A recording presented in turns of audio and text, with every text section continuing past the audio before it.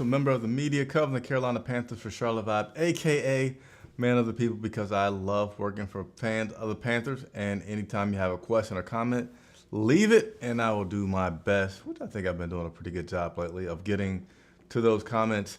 Today is Thursday, almost the end of the week, so we're getting closer to that matchup. And which are the Panthers going to the playoffs or are we going home? We'll find out soon. Today, media got a chance to speak with both offensive coordinator and defensive coordinator, so I'm going to touch on those things right now. But as you know, biggest news from this week, Josh Norman being signed, practice squad as of right now, J.C. Horn having his surgery, so we'll touch on those as well. But let's start with the injury report for the week. Currently, not a big surprise here, right? This is just a carryover because he's not on IR. You will see J.C. Horn on this list until he's either on IR or he's back activated. But cornerback J.C. Horn with the wrist did not play. Again, you're going to see that for a while. Tight end Stephon Sullivan dealing with an ankle. He was limited in practice today. Linebacker Shaq Thompson dealing with a hamstring. He was limited in practice today. Tight end Tommy Tremble dealing with a hip. He was limited in practice today. And then this next one here, defensive end Marquise Haynes. He was not on the injury report all week. So, there's some other guys that were on the injury report, and they kind of fall off, which is what you expect, like a Deontay Foreman and Taylor Moton. They were on there for rest days. But anyway, Marquise Haynes is an addition. He's new to that list. Dealing with the ankle, he was limited in practice today. See, we got a few people that jumped on really quick, joining me late night.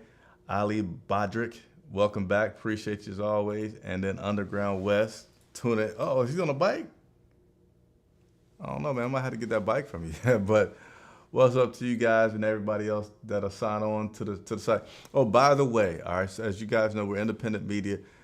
We rely 100% on your donations and support for the show. We now have Cash App available. So some people will have trouble doing the super chat that wanted to support the channel. We now have our Cash App, which is in the description.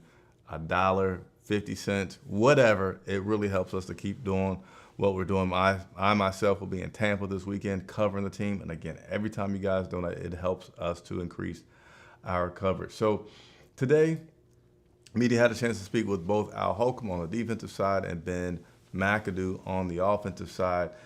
On the defensive side, of course, there's questions asked about Josh Norman and his ability to play. And again, much of that was asked, we received the same thing we received yesterday when talking with Wilkes.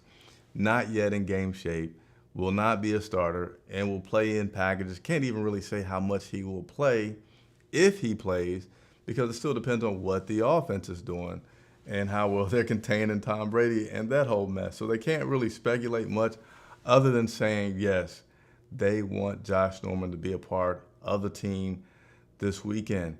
And, Holcomb was with Josh before and said one of the things that he notices now is, believe it or not, even though Josh was a big talker in the past in the meeting rooms, he'd be pretty quiet. He was a younger guy, so he was trying to study and learn. One thing that he's seen, and it's been big just in the 24 hours that Josh has been here, has been his leadership and the impact of his leadership in the classroom when they're going over the defense and playing it for this weekend's matchup. Even saying that, he just sees guys paying attention and gravitating towards Josh, and sees that's something that could be very helpful for this team this weekend because they're still a young group. Still going to be depending on some young guys, a guy like C.J. Henderson, which has to have and he did a good job last week of flushing it out, the bad game that he had a couple weeks ago, and just could be, important in helping those young guys if they make a mistake, if they need to tighten up. So we will continue to monitor that and report to you what we get in regards to those things. Holcomb was also asked about, what were they able to do so well when they played Tampa the first time. Tampa the first time only had 3 points. It was a great game. P.J. Walker was our starting quarterback at the time. Holcomb said that the biggest thing they were able to do was stopping the run and not letting them convert on third downs. And they did stop them. They only converted on 2 third downs in that first matchup. And so much so they were trying to move the ball. They went for fourth down, I think 3 times in that game, trying to do something to generate offense and move the ball. and just forced Tom to throw a lot. And even though he threw a lot the last game, got near 300 yards, we were able to clamp down on them when we needed to, not allowing them to put points on the board. Let's switch over to the defensive side. To the offensive side, where Ben McAdoo had a chance to speak with the media today as well. And he talked about, him and Sam Darnold have only had 5 games together. We're going into the 5th game. And he's still learning, Sam, but what he's been able to do more and more each week is do things to help show off the talents that Sam does have and the abilities that Sam does have. So look for a continued evolution of Sam and Ben McAdoo's offense this weekend. Now, what exactly that means, I don't know. We're gonna depend on the run game no matter what. But it would be cool to see Sam continue to do well in this passing game, and most importantly, continue to limit and have 0 turnovers. Other than that, this matchup for the Carolina Panthers, you're playing a division foe. You're playing them again for the 2nd time. At this point, McAdoo's saying, both teams really know what the other team's going to do and who they are. And a lot of times these matchups can come down to a one-on-one battle. Can I beat you when you know what I'm going to do? And can you beat me? Who wins that matchup, that one-on-one battle? That's going to be something to watch as well, to see how this second game plays out. In these division games, oftentimes they don't play out the same. It's almost, and it's easy to see why. If I just played you and I play you again, I can scheme and I can watch. So, again, I will be in Tampa this weekend reporting to you live. So if you haven't hit the like button, hit the like button. I want you guys to start doing that every single time a video pops up. And if you already have liked, hit the subscribe button. Or if you're new to the channel and you enjoy some of the content, and check out previous videos. We have a lot of good interviews with players that you won't see anywhere else on this channel. So be sure to check that out. And, PJ Walker won what did they call this award? The Pro Football Writers Association Good Guy Award, which basically goes to a player that the media feels was above and beyond being accessible and available to the media. PJ Walker was the guy to win it this year. And let's see who won it last year. Brian Burns won it last year. But PJ Walker, in times of Coach Rule being fired, a guy he played for at Temple, he made himself available. He sat with guys at his locker a lot of times. I know I talked with him a few times extensively at his locker. So hats off to PJ Walker for winning that award. And let's check in with some comments before we get out of here. Make sure we win Sunday, Chris. I don't know if you have to run on the field and tackle somebody. No, I don't want to do that, man. That would be fun and everything, but I'd lose my credentials for that one. But I'm really cheering for a win this Sunday. Covering this team, I've been covering this team since, a long time. I don't know the exact year. Well over 10 years that I've been covering this team. And this stretch, after going to the Super Bowl and how fun that was, and this stretch of no playoff games, 5-win seasons, it's been tough. And, I can speak to you from a professional standpoint, and I can speak to you from a fan standpoint. Both of them, I want this team to win so we can have something really good to cheer about and write about and talk to you guys about. So everything I can do legally, professionally for this win, I'm going to do. What's going on, Anthony Rochelle? Appreciate you. Wes saying Josh brings some veteran leadership. We need it. Yeah. We're gonna see how it works out. Again, Josh is a guy that I'm gonna try to see if I can't get on the show next week. We will see. I haven't made any contact with him. Haven't been able to talk to him since he's been back. But he was really good to me the first time that he was here. So my fingers are crossed, toes are crossed, that we'll be able to get you some good content coming up with Josh. Panther Pickle. Man, appreciate you tuning in, man. I can see you right now chilling in that chair of yours, just relaxing in the house. Good to see you tune in for a moment.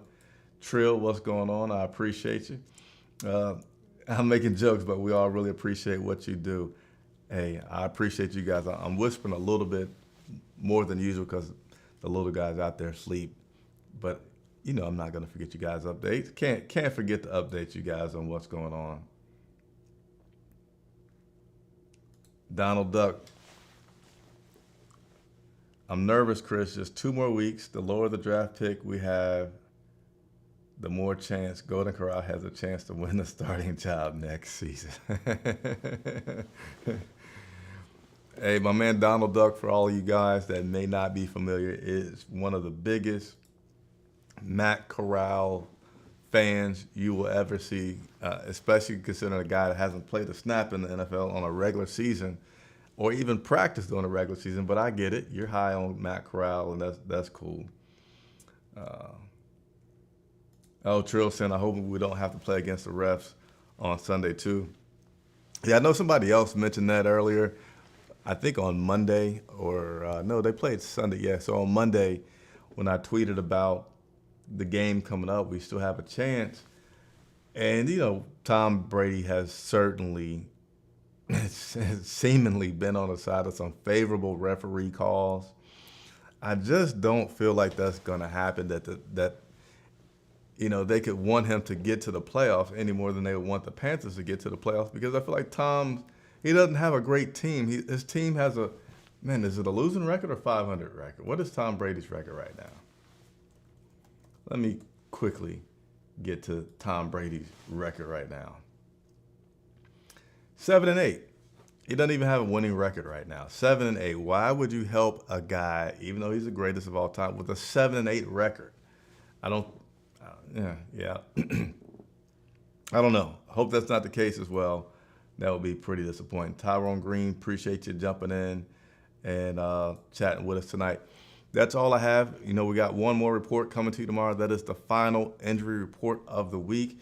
That is also another day we get a chance to talk with Coach Wilkes, and he's able to give us a little bit more insight about what we're going to be seeing on Sunday. All right, so make sure you subscribe, turn on that bell notification so I can keep you informed.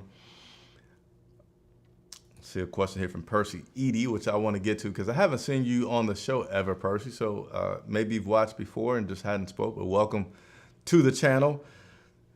Chris is CHRIS. Appreciate it. Do you think our running game will be effective against Tampa's defense? Now, Tampa does have some guys out there on the defense that they didn't have that first go round. You know, I'm expecting somewhat, losing my voice and getting my water. I'm really expecting our run game to be pretty good this Sunday versus the Tampa Bay Buccaneers. I just feel like we got too much going. You know, Deontay and Chuba ran excellent last week, but it still starts with the guys up front, with Taylor Moton and that whole front doing what they do, even tight ends coming in, providing protection, Cam Irvin coming in, Cade Mays coming in. So we really, even though Pittsburgh shut us down, we really have just gone all in on the run. And I feel like it's, you know, something like what happened to us against the Steelers isn't something that's likely to happen too often at all. So I feel good about our run offense being able to run over Bucks.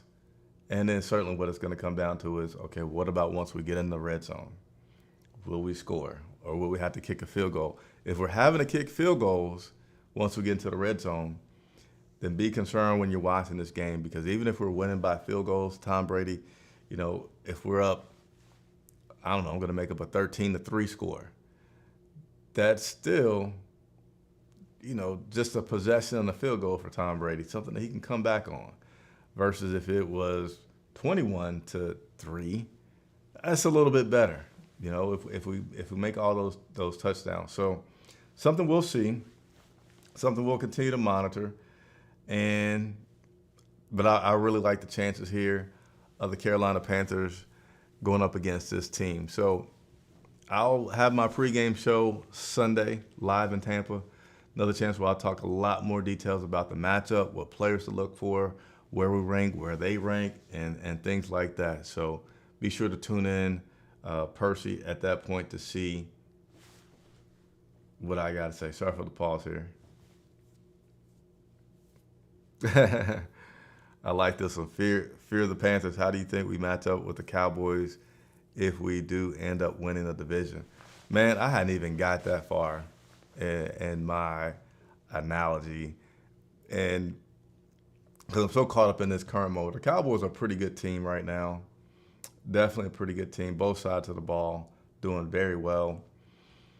I would just, I mean, at this moment, I don't want to feel like a coach and say I'm just looking at this week, but I would, at this moment in time, my first thought is, man, I'd just be happy to play the Cowboys. I'd just be happy to be in the playoffs. Then maybe once we get closer, I can lock my mind in more into the analysis of the matchup. But I would just be happy to see the game, man. I really would, and of course, report to you all about it as it would take place. All right. Hope you guys enjoyed it. Appreciate it very much. Chris Jenkins reporting for Charlotte Vibe.